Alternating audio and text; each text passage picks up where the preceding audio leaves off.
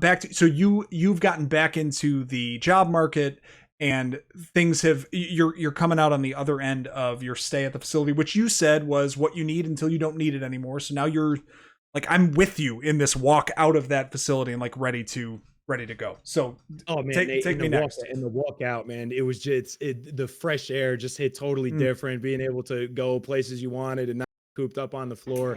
Jeez. But yeah, so around Thanksgiving, got out of there, picked up the job in February, and then as we all did, we have this collective experience of the world stopping, of everything shutting down, gyms closed, businesses, We're gonna do work this. changed, We're gonna do this. right? If we're talking about COVID. Holy shit. And this is Okay. and this is everybody, right? So in Everyone. certainly in telling this part of my story, I don't intend to indicate that I feel like I'm alone in it, because I know that it was life changing, life altering, life shattering for Yeah. so many. Yeah.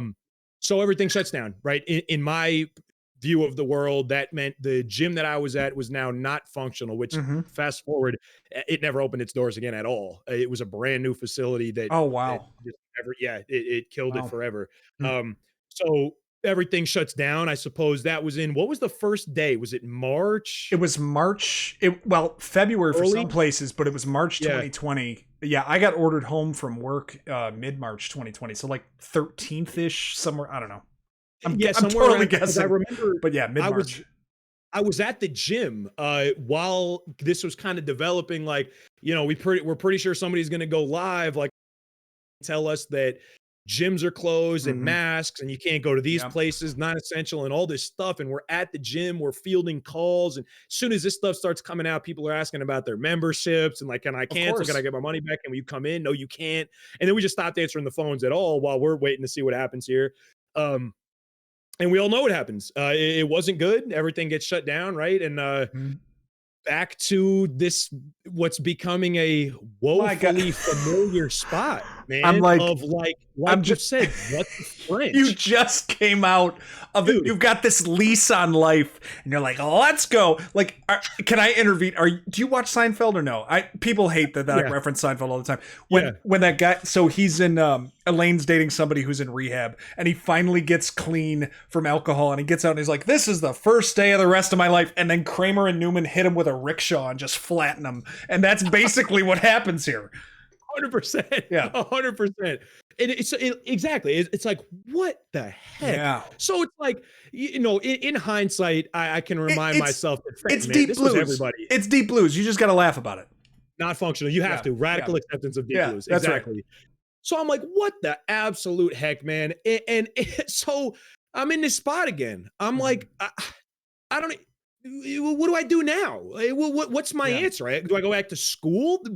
There's no money still, right? Yeah. Like that's still an issue for me because I'm a long time out of work now. Yeah. I didn't work long enough at this spot. They're trying to tell me, like, even though this spot closed for COVID, they're trying to tell me I still can't get unemployment because I wasn't working at this one long enough. So no help was inbound. I'm left holding the bag here.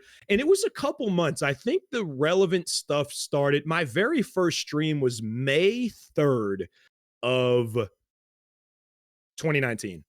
So over that like month to like 5-6 weeks, whatever, we all have all this time. Everyone's stuck at home. 2020? When you were actually, it was COVID, right? 2020, no, you're right. Yeah. Yep. Okay, gotcha. Hospitals 2019. Don't lie after that is absolutely correct, sir. May 3rd. Don't lie to my audience. Go ahead. That's right. Last year. Okay. Been up for a year and 4 months now. Gotcha. That was the very first stream. So everyone had all this time. We're at home. We're like watching more streams, playing a little more video games. I had tapped into some Madden Twitch communities as a viewer. I had, watched some YouTube stuff. I know we have folks in the chat from all over the directory and of all sorts of different types of interests. But so I play Madden for the most part. I kind of cut my teeth in the Madden directory. And the game mode that we play kind of updates regularly. There's new content released in the game. There is a microtransaction pay to play aspect.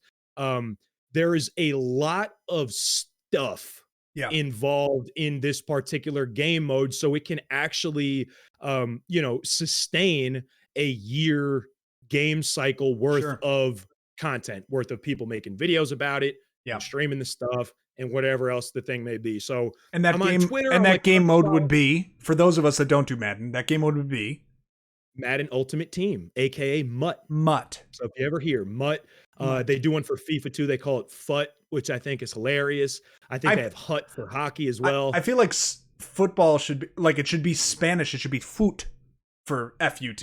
I mean, it's football everywhere else in the world. Anyway, nonetheless, golf should do. No, agreed. Anyway. So I'm tapping in with all this stuff that's going on around Ultimate Team. People, I got a Twitter going that I was only following Madden people, and started working that end of it too. And in May, through one of these Twitch chats, somebody was like, "Hey, do y'all want to do it's called a connected franchise, but for anyone's terms, a league, right? So it's like you're playing in the game." A bunch of people take control of a team, right? So I got to be the Giants. You could grab the Bills if you were playing with us, Nate, right? That's what I'm talking about. Okay, beautiful thing. And we had a league of like 32 users. Everyone had a team. This was I can't get 3 people to come over. Dude, started at like 12, then it was 16, then that wound up being a full league, and then later it wound up being 2 full leagues. That was insane. God. But so we're meeting all these people, and we're playing. We abbreviated CFM, right? This league that we're playing in with all the people. We abbreviated CFM, so we're playing in the CFM together. I was playing on the PS4 at the time. I had the PlayStation camera from the PlayStation virtual reality rig. I got it as a gift for like Christmas or something like that. Came with the camera, so I had a camera there. And I had an exciting matchup coming up. Like, they knew I was pretty sweaty at Madden, and I was winning a lot of games. This other guy was winning a lot of games. They're like, "Man, I wish we could watch GLC play Fend." Okay. And I was like, "Well, I got this share button on the PS4. I don't really know what's going on here. I got this camera." So one thing leads to another. Hook up the camera. Throw on, you can stream from a PS4 in case y'all didn't know this. I think you could do the same from the Xbox. I need to take notes because I've been playing, last I checked, 1985 is when my games came out. So I got to find out how games work. But yes, okay, good to know. Right, yeah. So we're all getting involved with the CFM. We're like, can we boot it up? I got the camera. We hit the button on the thing. I streamed the game, and maybe 6 or 7 of my guys from the CFM showed up, and they loved the game. And I start to do all the things that you do, and the check in with the chat, and you just start to do the streaming things, right? You're it's not a whole heck of a lot of folks in there or whatnot, but booted up the one stream. They're like, "Oh, that was like kind of fun. Like you talk a lot. Like we can build on you talking a lot. Why don't you boot up again tomorrow?" And I was like, "All right," booted up again the next day. And then maybe there was 10 people, and then maybe there was 12. So kind of leaning into, and this like contributes to some of my views on like, I tip my hat to variety streamers that start as variety streamers so strongly, because just the path that I walked in kind of keying in on a community. I knew who I wanted to meet. I knew who might be the guys to show up to my stream, and kind of networking in that way, I think got me off to a head start that maybe someone starting off as a variety streamer who you might find at different directories, focusing on different things with a lot of different content. The lack of continuity maybe, and again, I don't know from experience, might make it a little more difficult. So I feel like I was lucky for having this. It is harder. Like captive audience. Almost. It is harder. So what you just heard, chat, is that it's harder. No, I'm just kidding. Respect. Big respect. Kidding. No, you make a good point, like just an objective point, which is you had a market of viewers, you had a community you were familiar with, and you have let's not sugarcoat it though, you have a life experience that makes you unique in that space too. So all of those things added up when you're trying to, for us small streamers, generally speaking, you're trying to find your niche and what you're good at and what works. As a variety, Like I posted one a while ago. It's like no clue what I'm doing and no idea, no plan, and then you just put a bow tie on and you're a variety streamer. Like that's the way you dress it up. You just don't know. Right. But to your point, yeah, that's a nice nice way in that you found. That's cool. Yeah, That's cool. so, How it and started. it was a really nice seed of folks who would come, and then it kind of goes from there. You know, I got a little bit lucky and a little bit good, and I kept showing up, and you know, I was doing some like in-home training stuff to just make a couple bucks, but I had a lot of extra time still. Mhm. So I got a little more consistent with the streams, and we got affiliate you know, for our first week, which was dope, and just kept showing up, kept booting the thing up. I was working hard on Twitter. You do a great job on Twitter. Initial D does a great job on Twitter. I think that's huge. You know, I know there's other platforms you could tap into now. Just the way I communicate, I think Twitter's the best for me.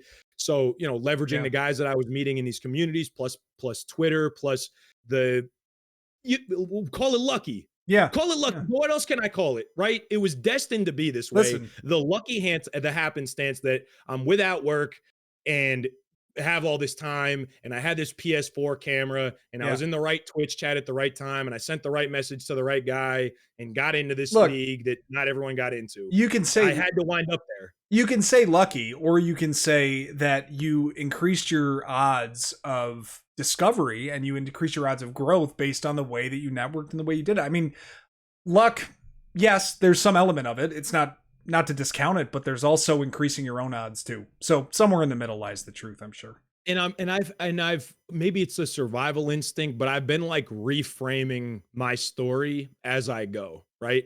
If I never got injured in the first place and stayed where I was, I never would have, none of this would have been a part of my life at all. The whole streaming thing and really even like some personal details of my life could have been very much different and very much worse. If COVID never happened, I never would have had all of this extra time. It's like the only story I could possibly tell myself is that all of this happened this way because it's the only possible way that it could have happened. And here I am. So built through the Pt4 stream, met a lot of really good people, and they showed up for me and I showed up for them, and took a little bit of a gamble when it was time to upgrade to a PC, and, you know, put a couple things on a credit card that was a big old hop into an ice bath there. Jeez. A sharp inhale. Yo, I can't. I hope this works out. Like, I can't. I grabbed a laptop cooling pad for tonight, and I'm like, oh, I gotta check the old statement there, make sure that fits in. Like, yeah, I know. It's like, it was like $30, and my wife got it for me. She's like, don't worry about it. And I'm like, no, I gotta make sure we keep all this, you know,